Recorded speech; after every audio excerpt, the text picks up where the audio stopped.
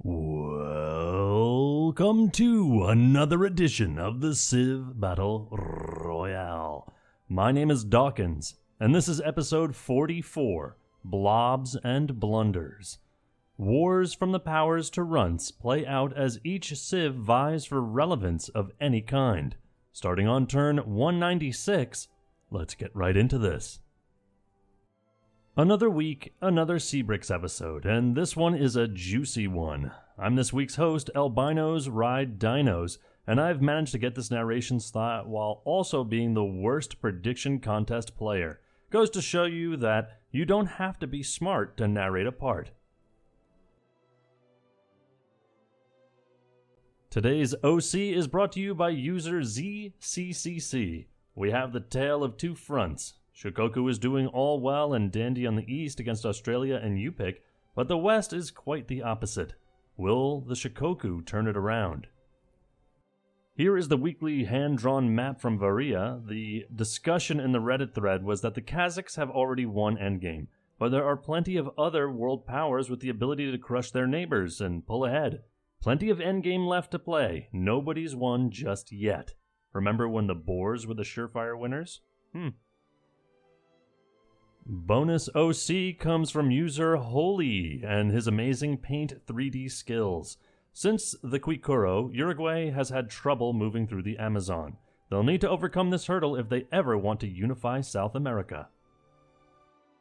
Here is the top-ranked civ coming into this episode. I have no idea what it is as of writing this, and with last week's episode having some top-tier civs duking it out, I'm not going to make a guess so I don't look stupid. I'm guessing it's the Kazakhs. We start this part up in Scandinavia. The Sami DOW'd the Vikings last week, but their military composition is mostly archers. They have a few melee units, but will have to use them smartly if they want to capture any cities off the Vikings. The Vikings send a few berserkers to pester Burka, but not enough to threaten the city. The Vikings might just want to hold a stalemate on this front for a bit, as they also have to defend their new Prussian holdings from the Goths. Today on The Final Flip, Prussia and the Moors have been looking to take Venice, but a new challenger in Madagascar has traveled from far to try to grab the final flip. Madagascar has their unique unit next door, but the Moors and Prussia have a larger army. All three are challenging to be today's final flipper with the grand prize of Venice. Can Madagascar pull off the unthinkable? Will Prussia make up for their Vikings treaty? Will the Moors finally threaten to be the European top dog? Find out soon on The Final Flip. Also of note, Palmyra has given the Goths open borders, giving them a better path to fight Ragnar. The Berlin Wall strategy that Prussia previously used will not work for the Vikings this time. On the Shikoku-Chin Pacific Front, Ryoma brings Wangjian down to half health. Shikoku has a bit more naval presence than the Chin, though the Chin are also fighting Australia at the same time. In the top right of the slide, you can see two one-city civs duking it out. Haida sends units across and around the Alaskan Peninsula to assault the Yupik. They want one last moment of positivity in this game before it's too late. While Shikoku looks to be doing fine on the water, on the land it's a different story. Jadaran is facing pressure from the Chin and the Kazakhs. The Kazakhs are trying to prevent the Chin from taking the city by forming a night line separating Jadaran from the main Chin forces. Outstanding move. Also great term, a night line. Up north, Tura is solidly under Ablai Khan's control. Possibly all of India's army looks on to watch the mystical sight of a war being won. Gosford flips back to Australia, though both Tongu and the Chin threaten to flip it back. The Chin start to make their way south after taking the Philippines off of Australia's hands. The Chin send a settler to lead the charge. Hawaii is unsettled. That might be a better location for him. And the winner of the final flip is Prussia! Congratulations to Prussia and well played to the other contestants. We'll see you next time on The Final Flip. Press F to pay respects to the fallen Venetians. They had a solid little area pre-E and only ever lost one city, Kirkmichael. Or was Kirkmichael a person? When Endgame started up, they were hit hard by the settler issue. With no settlers to start off with, they quickly fell behind other European civs and When they did get their settlers, they settled in easily attackable locations and lost them quickly. At Part 0, they ranked down in the 50s and ended up with a higher, yet still disappointing 28th place finish. There is still much more to talk about on this slide. Prussia is still at war with the Moors. The Moors could flip back Venice with trebuchets and melee units next door. Madagascar is done here, though. They will have to walk all the way back home empty-handed. Palmyra and the Manx both declare war on Prussia. Palmyra is probably hoping to get free real estate off a peace deal again. The Manx look to grab Stettin after ignoring it for much of the previous war. With Moorish help, Stettin looks conquerable this time. The Goths and the Sami enter the Vikings' borders near Königsberg, but with Prussian peacekeepers, they will struggle a bit to move forward. I think there is a better place for those pikemen, but you do you, Frederick. And in the end, after all of that notification, just again, a big F for Venice. Shikoku captures Wangzhen and sets it ablaze. Ryoma has a settler in Tsukumo that he might send to Wangzhen's ashes to start anew.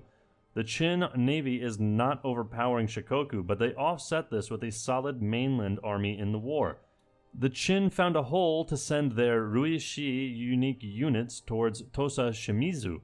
The city is still at full health, but that's a lot of horses.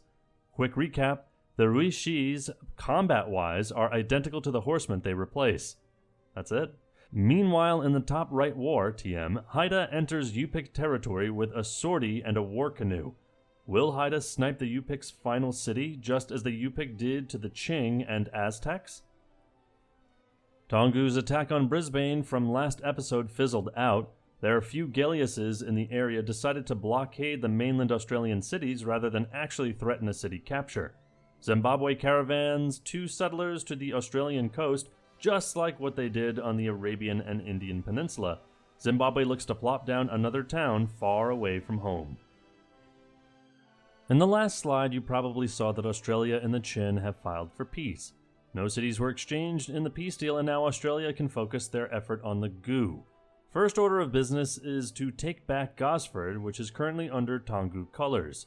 Bob Hawke will have to fight his way towards mainland Asia if he wants to finish better than second in this game.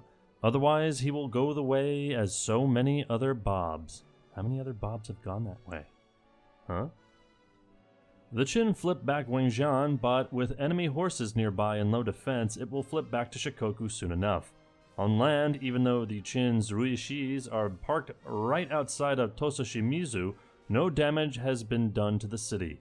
The top right war, TM, is still ongoing. Haida sends some more units to sail past their previously owned, now burning city of Kung into Yupik territory. I only see one military unit belonging to Yupik. Let's see if it can expel the Haidan force. You might have noticed in the mini-map on the previous slide that the Moors have taken Venice from Prussia. On this slide, the 2 file for peace with Venice remaining Moorish. The Venetian great general watches on, knowing his country is gone for good. Prussia only has the Manx to worry about now, and if the last war between the two was any indication, they should be okay.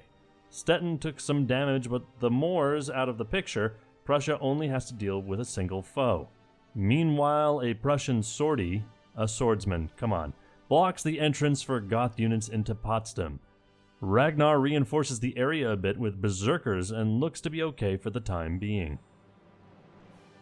The Qin captured Jadaran by forcing one of their unique units past the Kazakh night line. Ryoma has enough melee units to flip it back, but so do the Kazakhs. Up north, the Kazakh Knights reinforced Tura to handle Ryoma's swordsmen. The next stop up there would be the capital Kochi. Unless something dramatic happens, Ryoma should hold on up there for now. Does the notification log say that we filed for peace with the Qin? Is that right? And we didn't receive any cities? Who's in charge here? I think it's time to riot. Looks like this war is going well for the Vikings, at least for now. They surround Birka with berserkers and bring it down to about 60% health. The Sami strategy to arrow the opponent to death isn't working out so well right now. If Ragnar flips Birka, the only nearby Sami unit to flip it back is a knight. The Viking backslide is looking a little sparse. They'll need to rebuild on the fly to keep the pressure on. For the defense of Königsberg, the Vikings are holding on okay. The Prussian peacekeepers are doing a solid job to deny a coastal route to the city.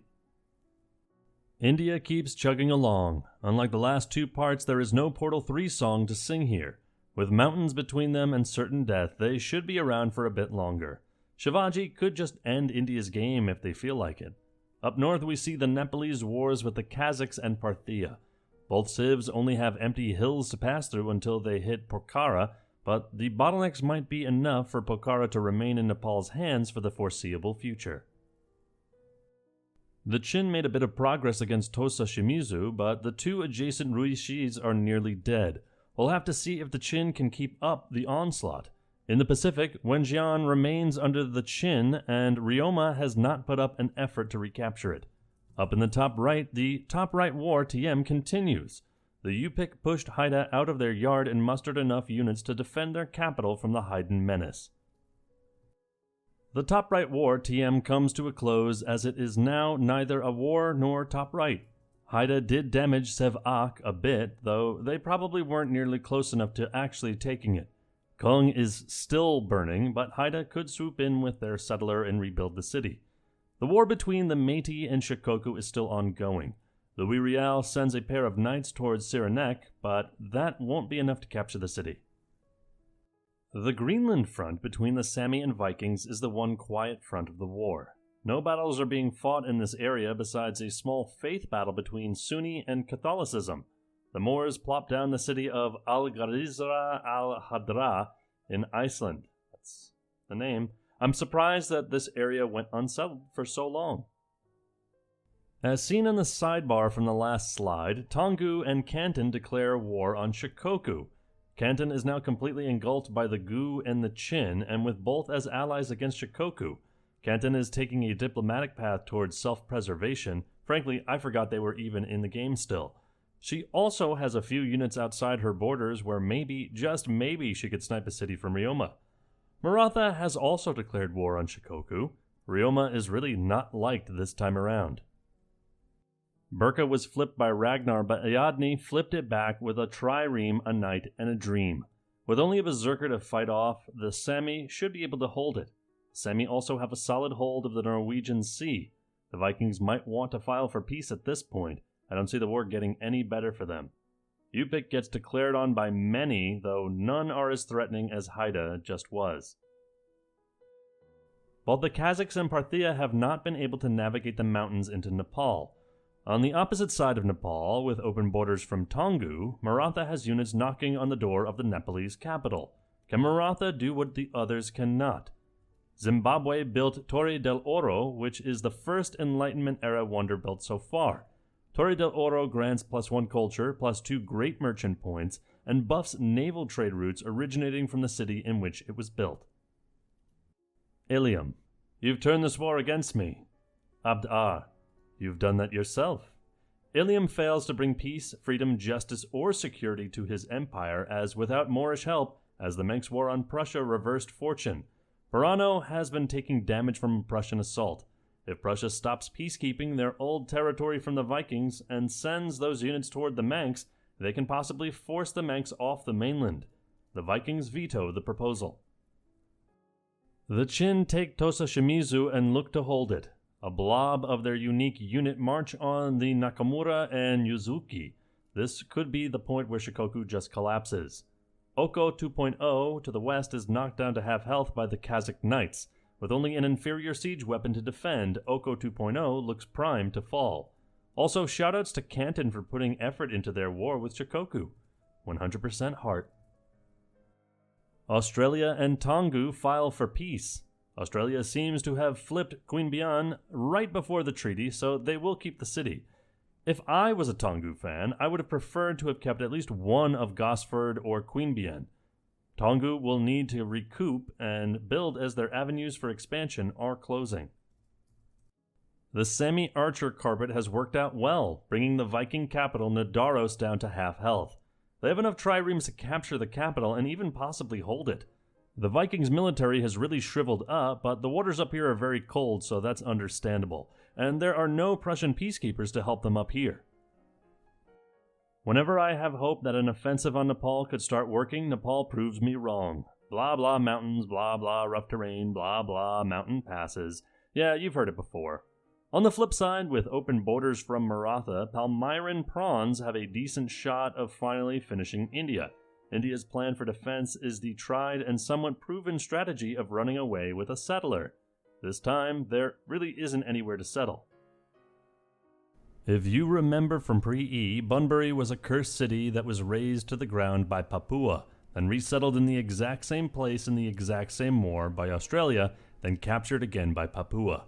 Endgame Bunbury seems a little better off on the southern point of New Zealand.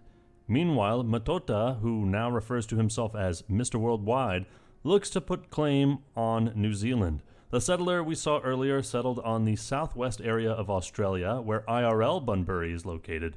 Mr. Worldwide has also settled Sri Lanka earlier this part. Maybe the Prussian peacekeepers weren't so peacekeepery after all. Prussia finds a hole to attack the undefended once Prussian city of Berlin while still preventing the Goths and Sami from putting up any sort of offensive on Königsberg. In a big blow to Ragnar, Nidaros falls to Iadni. I don't think the Vikings can mount enough of a force to flip it back. For whatever hope the Vikings had to win this game, it is now gone. With a continuously shrinking army, the Vikings will not be able to climb out of this hole and will now join the Rumps. At least there is always Greenland for Ragnar's retirement. With a single prawn, Palmyra finishes off India. There honestly isn't a whole lot to say about India. They started off the game by not doing much besides getting into meat grinders with Nepal.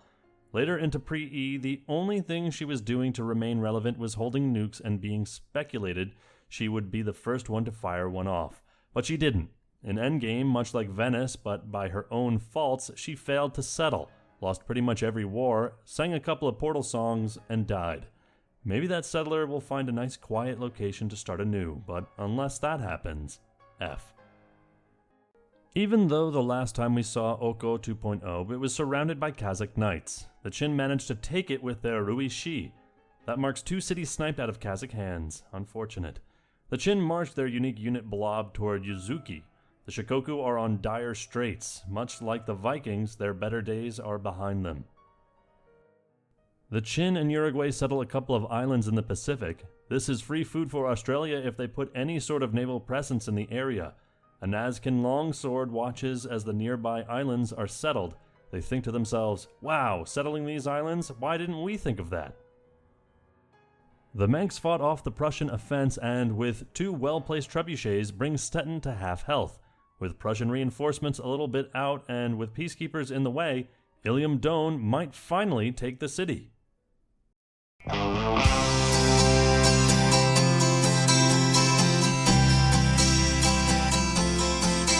Well, the walls fell down with a mighty crash as Hyderabad was done. And the bowman said to the settler there, I hope you're having fun. Gand on the run, Gand on the run. And Zenobia and his Myron prawns were searching everyone for the Gand on the run, Gand on the run, for the Gand on the run, Gand on the run.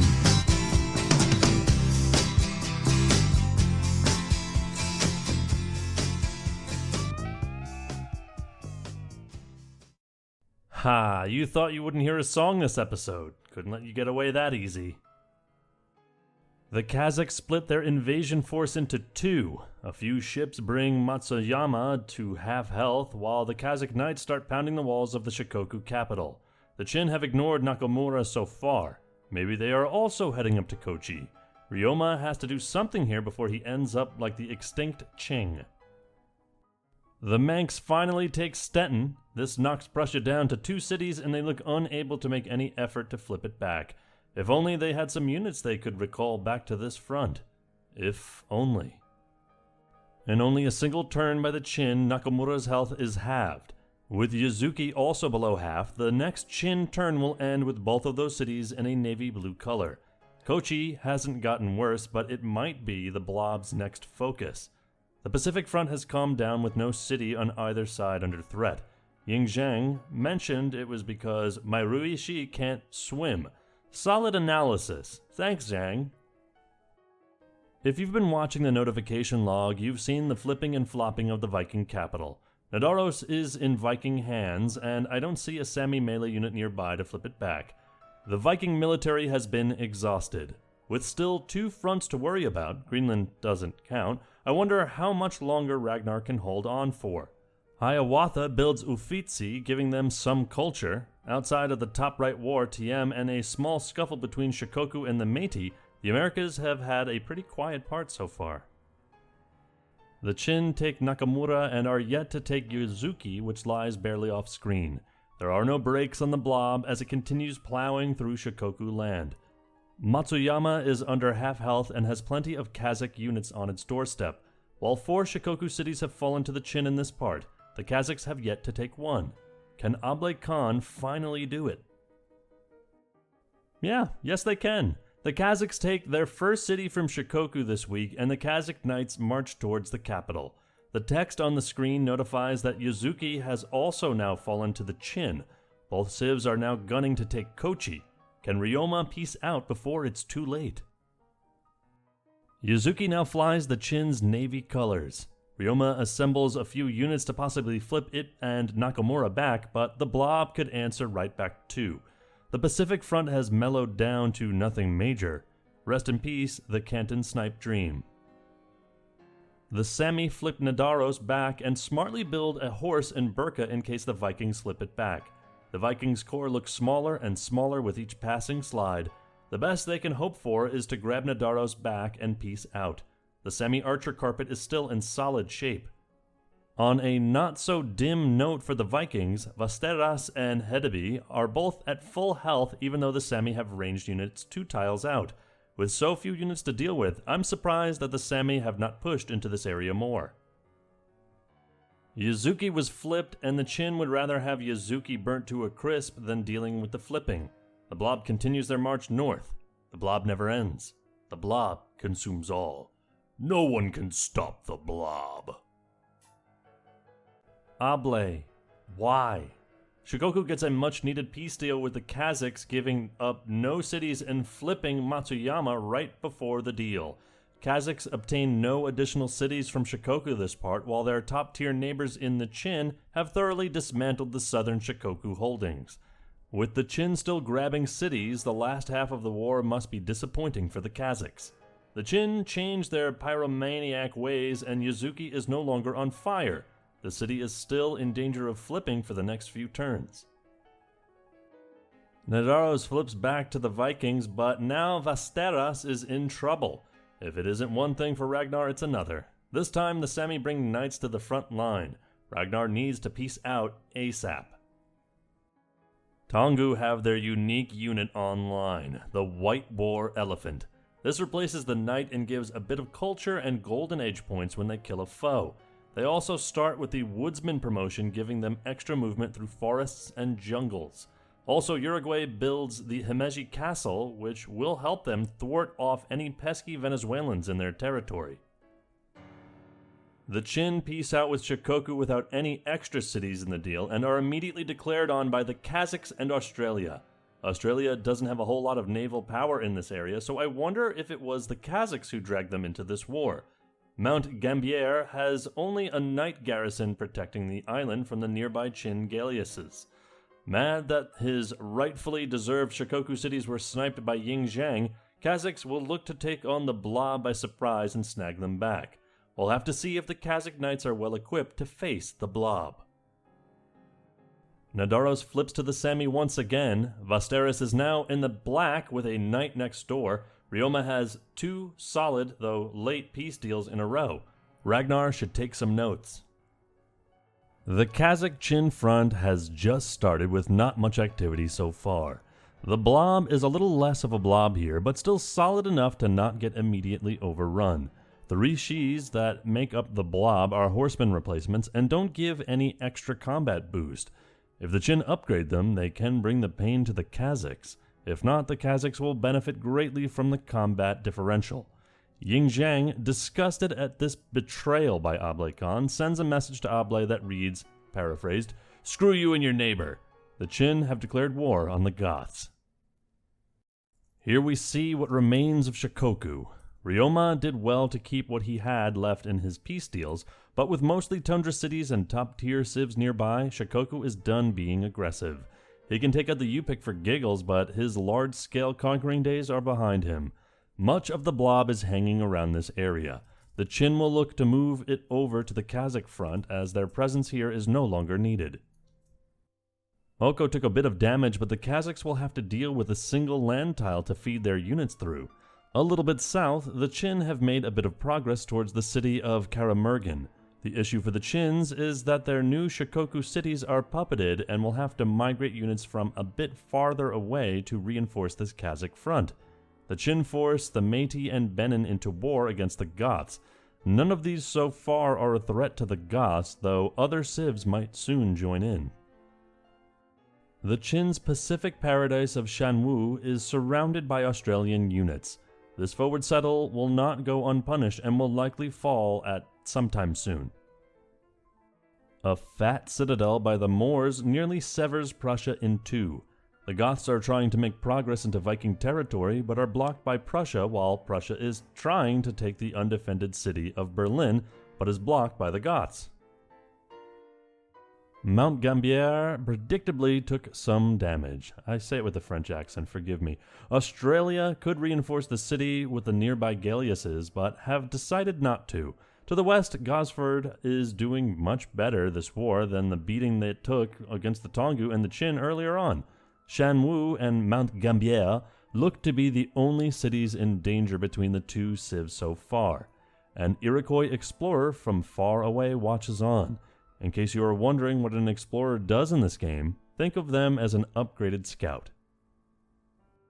Things are just getting worse for Ragnar. Vasteris falls, Nidaros is gone for good, and the army is a shell of itself. If it weren't for the Prussians, the Vikings' capital could have ended up in Greenland. For the Sami, their existential threat is the Kazakhs. These Viking conquests should help them keep pace with the Kazakhs a bit, but not a lot. They still have a lot more work to do. The Qin and Australia trade cities in Shanwu and Mount Gambier, and each light them aflame. The Qin have a bit of a navy to continue on, but this seems like the end of any major fighting in this area. The combat strength disparity between the Ruishis and the Knights are being put on display. The Kazakhs push the Qin out of their territory and bring Oko down to half and dented Changji. The Qin respond by bringing the Blob over. The Kazakhs will have to punch through a lot of the Ruishi if Able wants a chance to take on the Qin's core cities. Oko falls to the Kazakhs, but the nearby Ruishis could flip it back. The Qin move their reinforcements north, possibly to flip back Oko, but leave Changji a little underdefended. The Kazakhs also declare war on the Vikings. They might have a bit of space they can attack Königsberg, but hopefully this new war doesn't distract from this more important war with the Qin. The Vikings make peace with the Sami, but at a great cost. Nidaros is Sami, Vasteris burned to the ground, and Ribe is given up and put to the torch. The Vikings can now focus on their war with the Goths, but will also have to handle any random Kazakh and Madagascar units. If you didn't notice on the minimap, Potsdam was also given away in the peace treaty. Not sure what is upsetting the Sami, as they have razed every city they took from the Vikings besides the capital. Ragnar joins the 3-city club. On a good note for the Vikings, the Kazakhs don't seem to have the open borders they need to attack the Vikings. Even then, they would need to dodge the Prussian peacekeepers. Speaking of peacekeepers, just take Berlin already, Frederick. There hasn't been a single prawn in the area yet. Berlin has been a green the entire part. Just tap it in. Tap, tap, taparoo. You have been visited by the rare Madagascar land tile. Good fortune will come to you, but only if you say, "Thank you, Ranavalona," in the comments. Thank you, Ranavalona. This is also our first view of Mr. Worldwide's Sri Lankan outpost. Maratha has all those settlers but never did anything with them, and now Sri Lanka flies Zimbabwe's colors. So lazy, Maratha. Shame. The never-ending Nepalese offense switches hands as the Kazakhs peace out while Tongu tags in. Taungoo probably has the best shot at taking Kathmandu with 2 adjacent non-mountain tiles and an extra mountain pass nearby. Can Taungoo do what everyone else couldn't? The Kazakh assault on Yongchang has damaged the city a bit. They have a decent number of units nearby to keep on the pressure. Much like Nepal, the Qin are using the natural mountain defenses to their advantage. Oko is still Kazakh, Changji has nearly fallen, and Dadao and Jadarin have both taken damage. The Blob is being outclassed by the combative strength Kazakh knights, and the Blob is starting to look more like a bleb. Changji will soon fall, but the Kazakhs don't have a whole lot of units outside this front line. They will need to restock from their cities in case the war drags out. The Qin turn was processed and they retake Oko. They did not clear the knights around Changji, and that city is still in danger of falling on the Kazakhs' turn. Maratha and Benin are both looking for some good boy points as they declare war on Prussia like many others have. The Shikoku Meiji War is still ongoing if you were wondering. Wood Mountain has taken some damage but is not in danger of falling. Gift Lake was settled near the location where Kung burned down earlier. The Meiji did quite a bit of settling out their lands this part, including Lac Sainte-Anne. Ryoma, angry that he was bullied for so long, bullies the Yupik by citadeling all the way up the Sev-Ak. Rude. The Qin resettle Shanwu on the next island north of Mount Gambier's ashes. Australia reinforced this area with galleasses and could threaten the Qin's islands, but Bob Hawke assigned them to a more defensive formation. We can also barely see Venezuela's Hawaii. Chavez settled the entire island chain this part after the islands were unsettled for so long. Speaking of Venezuela, they declare war on Australia. Their first offense comes by way of 5 caravels, bringing Whyalla down to 60% health. Each caravel is now at about 60% health as well, so as long as Australia reinforces the island just a bit, Whyalla should be okay. The Kazakhs captured Changji. If you look at the minimap, Oko is back under their control as well.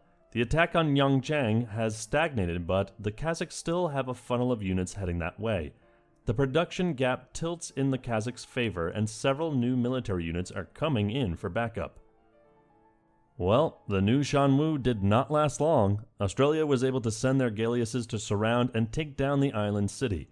On the flip side, Australia left Gosford lightly defended and the Qin move in.